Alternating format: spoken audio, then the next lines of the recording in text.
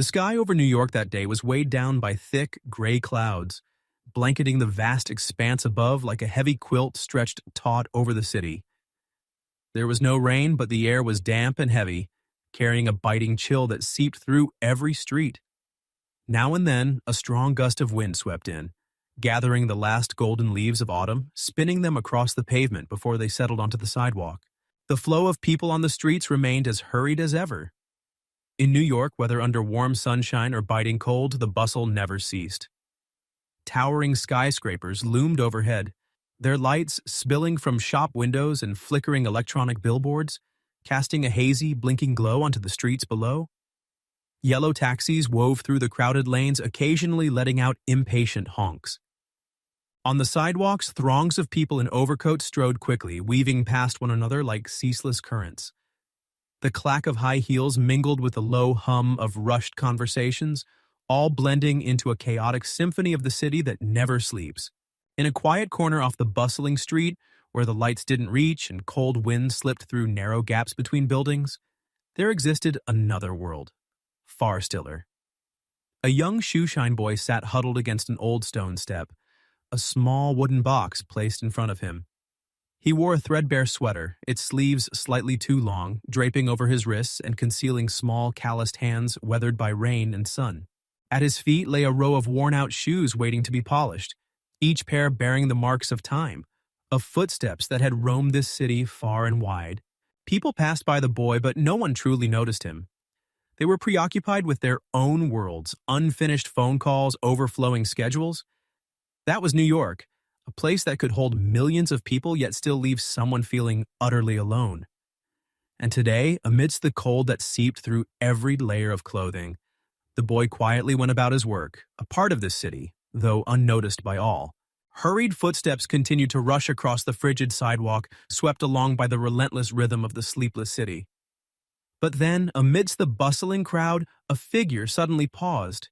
Jeff Bezos stepped out from a towering building where golden light spilled from tall glass windows, reflecting off the crisp charcoal suit he wore.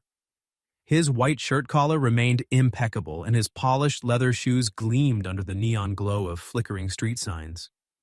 As one of the most powerful men in the world, he was accustomed to back-to-back meetings, staggering numbers, and decisions that could shift the tides of commerce. Every second of his life held value. Even a moment's delay could alter the course of a billion-dollar project. Yet this time he came to a complete stop. It wasn't the blaring car horns or the city's flashing lights that halted him, but something far simpler, a pair of eyes. The eyes of a boy. The Shoeshine boy sits by the roadside, not looking up, not hurrying to greet passing customers. His small hands carefully move over the worn leather of the shoes, meticulously polishing away each scratch with astonishing concentration. Yet it was his eyes that were neither fearful nor tired nor resigned, that made Jeff Bezos pause. In that gaze lay something very unusual, a determination seldom seen in a street child, a powerful will, as if, even if the whole world turned its back on him, he would still continue his work with all his heart. Jeff Bezos couldn't help but recall his own earlier days. A young man who dreamed every day of something grander, who harbored ambitions that no one believed could ever come true. Was it perhaps that memory that made him stop? Or was it simply that, amid a city that never stops moving, there are moments when strangers cross paths and see a part of themselves in one another? A cold wind swept across, carrying with it fragments of old newspaper clippings that tumbled along the pavement. But Jeff Bezos did not rush away. For the first time in many years, he allowed himself to pause, to take a brief moment to observe a tiny human being in this vast world. He noticed the shoes the boy was diligently cleaning. They weren't expensive, nor were they new. The leather was worn and parts of the sole were peeling. But what captured his attention wasn't the shoes themselves, but the way the boy cherished them. Each careful stroke wasn't just a repetitive action. It was a gesture of meticulous care, as if he were treasuring every line, every scratch, every story that those shoes had carried with them. Jeff Bezos slowly stooped down, a gesture uncharacteristic of him. In the realm of business magnates, time is the most precious asset, and worn items like these shoes are usually discarded or forgotten. Yet here, before his eyes, was a boy dedicating every second to cherishing what others might have long abandoned, a perseverance that money can't buy. The boy didn't look up. His small hands continued their careful work. But in the quiet space between them, an unspoken dialogue unfolded, requiring no words. A strange, profound understanding quietly bridged the gap between two strangers. Jeff Bezos suddenly realized something. Before achieving success, everyone was once a small person who had to face hardships and continuously strive. But what truly matters is not where one starts, but how one confronts their circumstances. This boy didn't complain or cast blame. He simply worked quietly with all his passion, and that left a profound impression. Jeff Bezos suddenly pulled a large bill from his wallet, intending to give it to the boy as a reward for his hard work. But then he paused. What would happen if the boy accepted the money? Would it really be what he needed? Or might it shatter the perseverance he had built up? He understood that sometimes direct assistance doesn't offer the same lasting value as giving someone an opportunity and faith in themselves. Instead, he stepped forward, pulled up a chair, and sat down across from the boy, doing something perhaps no one had ever done before. He asked about the boy's dream. The boy was taken aback. Perhaps it was the first time anyone had ever asked him that.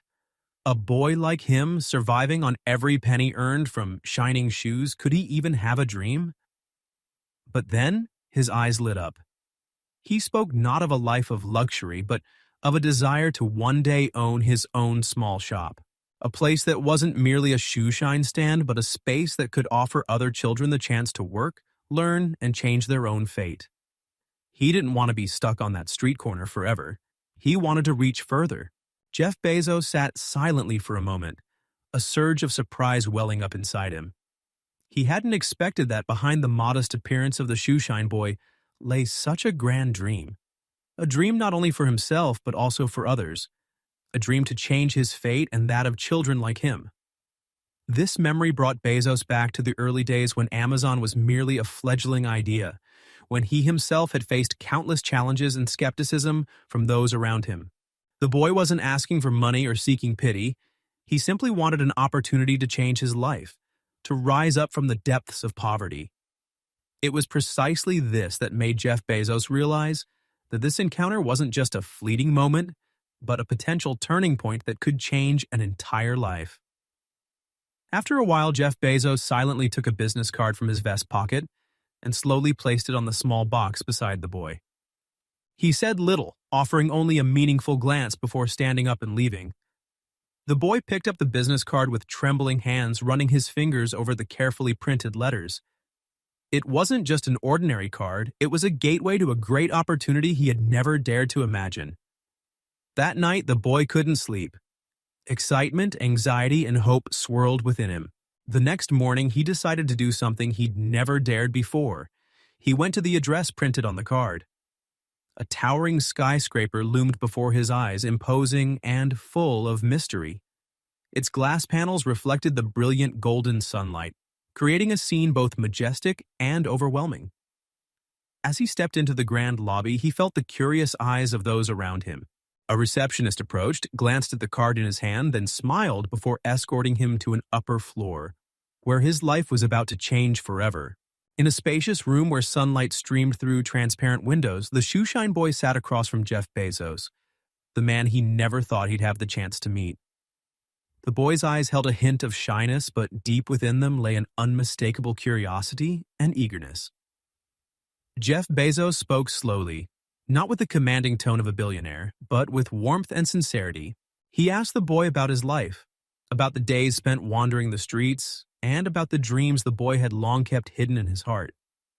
He listened intently, as if every word the boy uttered held immense value. For the first time in his life, the boy had the opportunity to speak about his dreams in earnest. He revealed that he didn't just want to scrape by as a Shoeshine boy. He wanted to learn, to rise above his circumstances, and to build a better life. His voice brimmed with ambition, and his eyes shone with the belief that the future could indeed be different, provided the right path opened up before him. With a smile, Jeff Bezos suddenly made an unexpected proposal. He offered to help the boy gain an education, to give him access to the knowledge and tools necessary for personal growth.